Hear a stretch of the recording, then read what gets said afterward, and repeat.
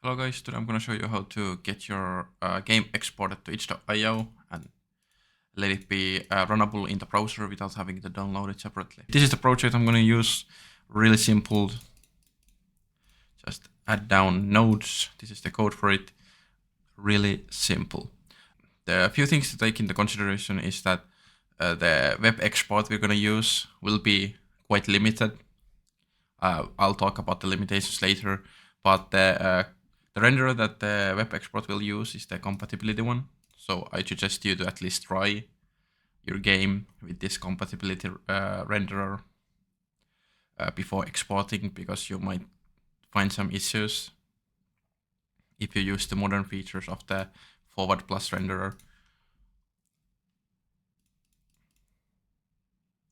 Okay, so let's get down exporting.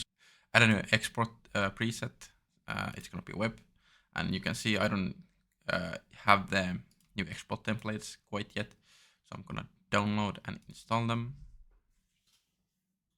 This might take a while depending on your internet. Once the download is done, close. Let's export again. Here we're gonna do export project, and I'm gonna export this without the debug, and I'm gonna name it index.html. I suggest you to name it as index. If you don't, you just have to rename it to this later on. So if you do it now, you're gonna skip the renaming step. And this will produce quite a lot of files, so I suggest you to also like make a separate folder for this. I'm gonna call it the web export. You might call it something like build. It's fine. And there we have it. So here, if you did not name it index, then rename everything in here as index.something, and then just gonna compress into a zip file, and it's ready to go. Now go to your dashboard, create a new project. I already have one. And here you wanna set the title, everything related to your game. The most important one is the kind of project. You want to set this to HTML instead of downloadable. And now even here, upload a zip file containing your game. There must be an index.html in the zip file. And that's why we named it. So just click upload files and index. And then once it's uploaded, then just click this. This file will be played in the browser.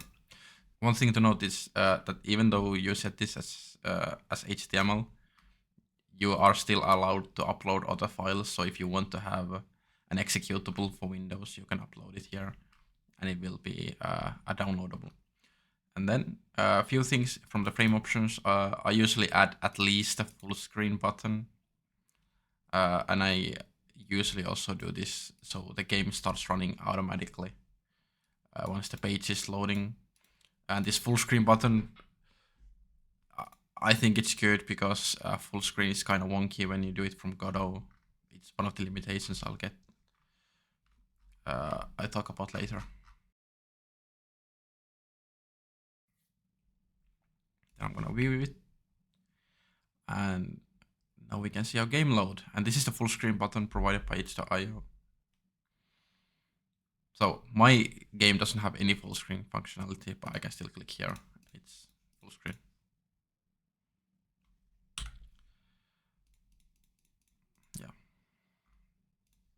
Yeah. Uploading to itch is not harder than this. It's quite simple actually. A few things to take into consideration is that the file size, I think it can only be 1 gigabyte. For limitations, I suggest you to read through this page. This contains all the important things. A few notable ones being full screen mouse capturing. You have to do it from these events instead of doing it like from, here, function ready or physics process. And the networking, you cannot use eNet multiplayer peer, which is more commonly used in Godot games. So you have to use one of these instead. But the thing is, instead of using eNet multiplayer peer, you can just use WebRTC multiplayer peer, and it should be kind of plug and play. It's just the create client and create server. These functions are a bit different. But once the initialization of this multiplayer player is done, then everything should just work as it would with this, because the API is the same after creating it. The only renderer that's available for web exports is the compatibility one, so forward plus and mobile are not supported. One more thing. C# is not supported in Godot 4, so you have to use Godot 3 instead for C# games, for games made in C#. At least yet it's not supported. It might change in the future, but I would not bet on it. So yeah, I think this is all you need to know to get started